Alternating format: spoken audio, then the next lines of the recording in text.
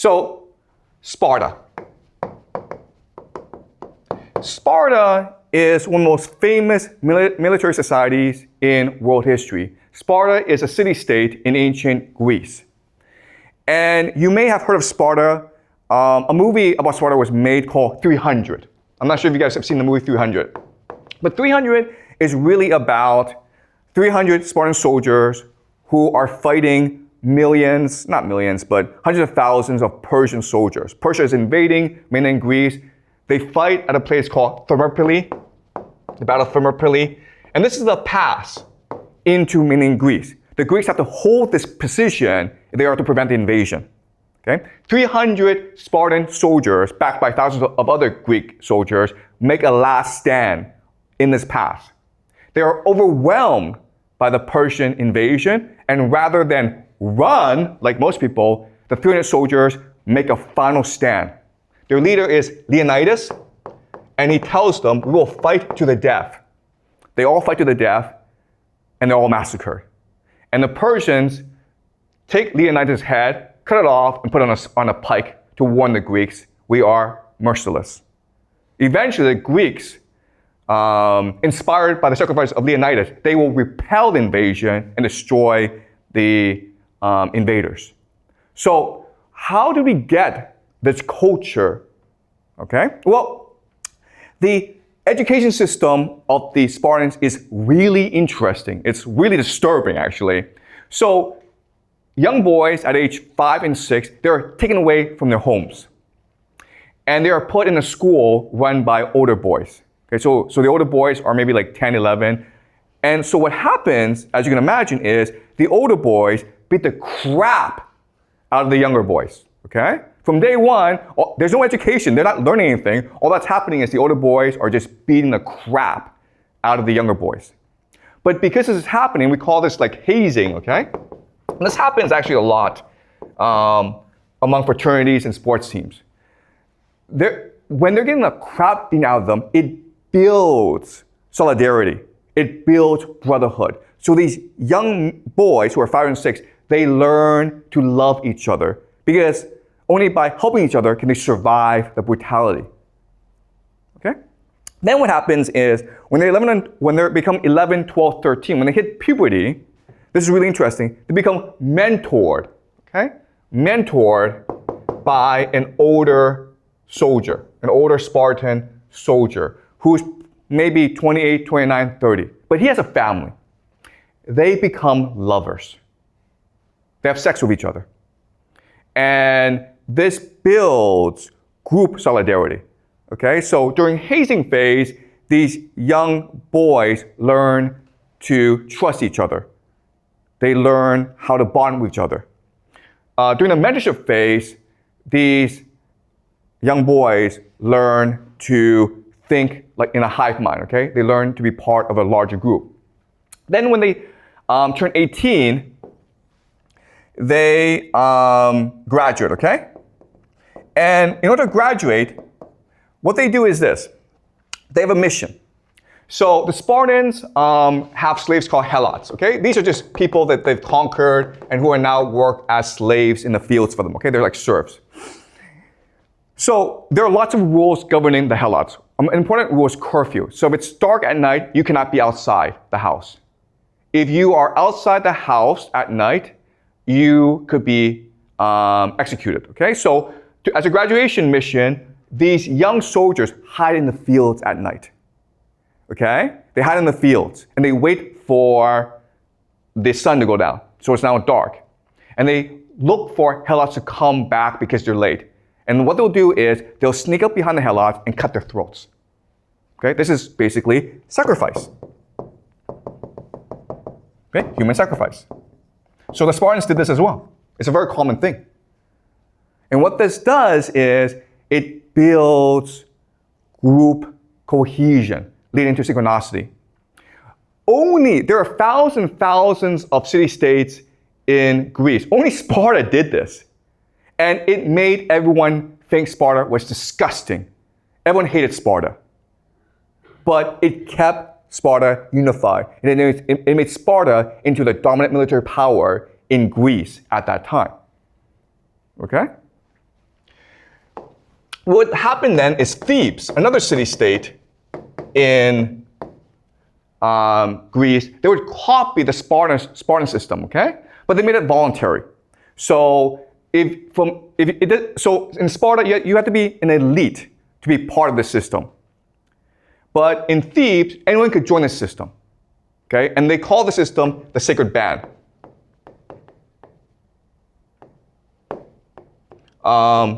Of 300 soldiers. And they were, again, lovers, okay? But this is really important for you guys to understand. At this time in history, there's no concept of homosexuality. It was perfectly permissible. No one cared if you had sex with men or animals or whatever, okay? It was not a big deal. This comes much later in modern times. Back then, homosexuality was not considered a concept. Okay, if you're out in the field, if you're out at war for like years and years and there's no woman around, you're gonna have sex with other men. It's a very natural thing to do. Okay, it doesn't mean you're homosexual, okay? So the Sacred Band of Thebes became the dominant military power after Sparta. Okay, it's called the Sacred Band. And they were like the vanguard, they were the spearhead. They would be the first in battle. And they were so ferocious that their enemies would run away. Okay? Then what happened is that Macedonia would copy the Theban system. Who is the most famous Macedonian in the world? Do you guys know? Which Macedonian is the most famous ever in human history? You know the name, but you may not know he's Macedonian. Alexander the Great, okay? His father is Philip II. Philip II is the one who actually built the greatest army in the world, the Macedonian army. And it was Alexander the Great, his son, who would take this army and conquer Persia. Okay, we'll learn this later on. But Philip II learned all this from Thebes. And at first, Macedonia and Thebes were allies, but Philip II was very ambitious. So then he wanted to conquer all of mainland Greece. And in 338 BCE, at the Battle of Trachonia, Macedonia fought against the combined might of Thebes and Athens. And Macedonia destroyed Thebes and Athens, okay? Because Macedonia basically copied the system from Sparta and Thebes. At this point, Macedonia should have destroyed the entire Theban and Athenian army. But when all was lost, the Sacred Band, they stood in the middle of the field. And they blocked the advance of the Macedonian charge so that everyone could escape back into the cities. They did not fear death. They welcomed death. Okay? For them, what mattered was honor and sacrifice. And that's how you create the greatest army in the world. Okay? Does that make sense? So these historical analogies give credence to our thought experiment. Okay, now we're going to look at a question, which is, okay, why does this system work? Okay, so let's do game theory. Game theory. Game theory is just a study of how to win games, okay? It's a very general thing. So let's do a thought experiment and just say there's about 1 million people in the world. Okay? There's 1 million people in the world, and they're all trying to win the game against each other, but only one can win. Well, according to game theory, the best way to win a game is by, does anyone know? Cheating, okay? Cheating. If you follow the rules, you will never win the game, you have to cheat. And in this game, the best way to win is by coordinating with other people, right? Because everyone's playing by himself. So if you can work with other people, then that gives you a huge advantage over everyone else, right? The problem with this is the moment that people start coordinating, it forces an arms race of coordination. So maybe these few are working together. These 4 now are forced to work together, which now forces these 5 to work together, okay? So if you are the first to work together, you get screwed in the process. So if you cheat, you have to cheat secretly. Okay? You have to coordinate without people knowing you're actually coordinating together. You have to conspire secretly. Okay? And there are different ways to collaborate secretly. Okay? So let's look at examples. So family is one example, right? Of coordination, synchronicity. Another example is religion. If you have a leader, right? If you have a similar race, ethnicity, and you have a similar language. Okay, so these are examples of how you get people to coordinate together. The problem is that these are all obvious to people, which forces them to do the same thing. Okay? But there's a strategy that you can use that allows you to coordinate secretly and defeat all your enemies. And this strategy is called transgression.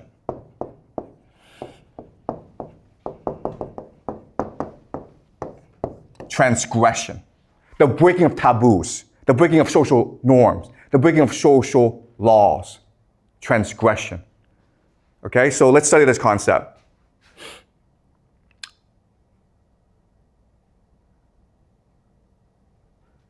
All right, so the idea is that, the theory is that the greater you transgress, okay? This is the level of transgression. The greater your cohesion, which leads to synchronicity. Okay, that's a theory I want to propose to you. All right?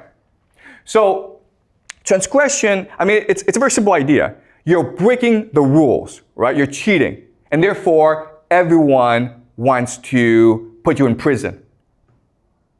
Which means that the only way that you can survive is if you keep the secret among your group, right? Which forces cohesion. Does that make sense? All right? And we see this in all aspects of society, right? So the most basic form of transgression is just joking or pranking, right? So for example, you guys, 6 of you, decide, you know what, we're going to play a joke on the school. We're going to cover all the rooms with toilet paper. It's a joke, it's a prank. But obviously, you don't want to get caught because the school will punish you. And this joke and this prank will make you more cohesive, right? Because now you have a secret amongst yourself. And if anyone betrays you, you're all screwed. Right? Does that make sense? That's the logic. The other thing that's really interesting is that when you transgress, when you break a taboo, you feel empowered. You feel liberated. And it becomes addictive. Right? You fill the school with toilet paper. You're like, that was a lot of fun. Why was it fun? Because you broke the rules. You feel, I'm more powerful than my teacher. So you keep on doing more and more of this stuff, right? Then you may be like, hey, let's go to the store and steal a candy. That candy may cost $1, nothing, right?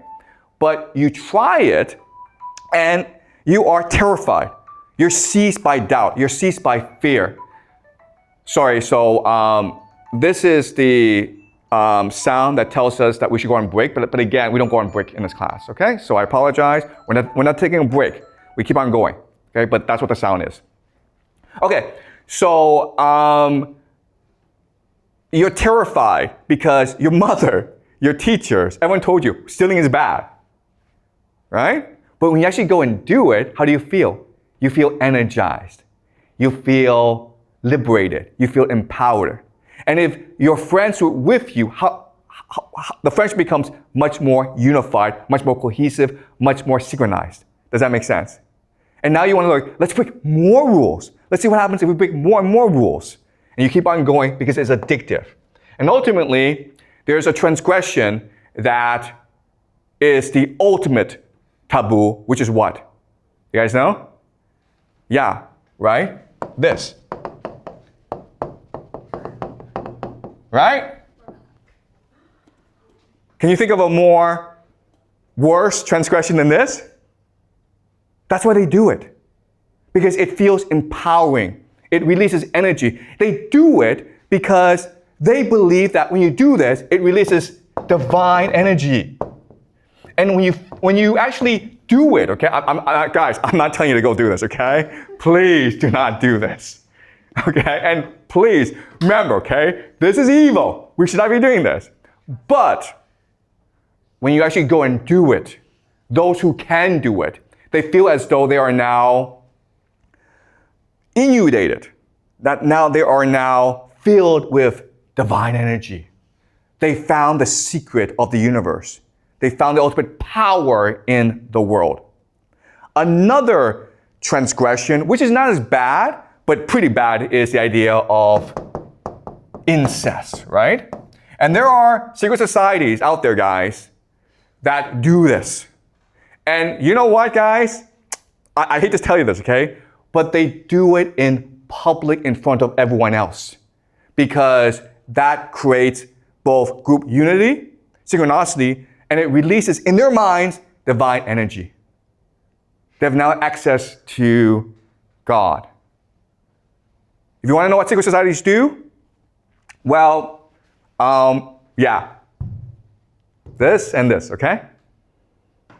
And again, this is only a small group of people. But now we know why these people control the world. Because they're able to keep secrets. Because they're more motivated than everyone else. And they're able to work together in a way that allows them to achieve ultimate power. These leaders you see, right? These leaders you see, they are puppets. They are just the face. The real power are these secret societies that practice these rituals. And again, I'm not saying this is the truth. I'm just saying this is a possible theory about how the world works, right? Because this is a class of speculation. It's a class of theory. Don't think this is the truth, okay? But you can think about how this works and ask yourself, does it explain the world? Okay? All right. So having explained this, what I want to do now is go into the deep theory as to why this is happening. Okay? So if you talk to these people and they're honest with you, they'll tell you that when we do this, we access God and God gives us divine power because they're superstitious and they're stupid. Okay? Just because they're the elite, just because they're powerful people does not mean they're clever. In fact, they're kind of stupid if you actually meet them. All right? But I'm going to explain how this system works. And when I explain to you,